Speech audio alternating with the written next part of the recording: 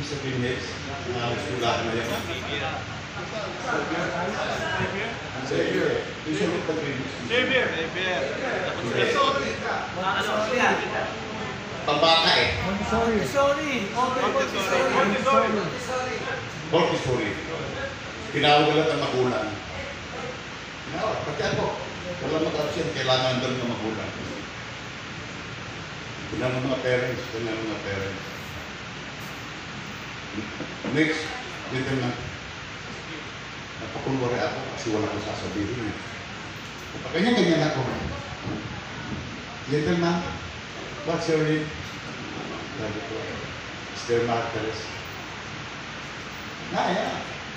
What do you do? Sabi sa akin. Wala ko may ako. Mr. Marcos, what do you do? Iba kasi manager ng airport, manager ng airport, saan manager ng bangko lahat. Na 1975 naman yung what do you do, Mr. Martinez? Wala ko isa ko. Alam, I'm running most of the time. Ano ka? Sabi ko ba sa portera ko? Kaya I'm running most of the time. Sinabi ko yan, boss. Ngayon, naobserbahan ko, most of the time, coach, nakupo na lang. Matatandaan mo.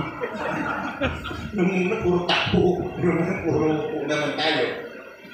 Pero hindi lang yun.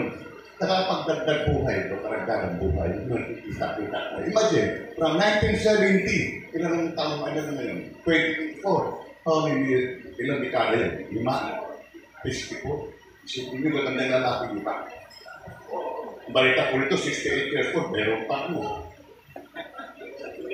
1 year old. Ito totoo.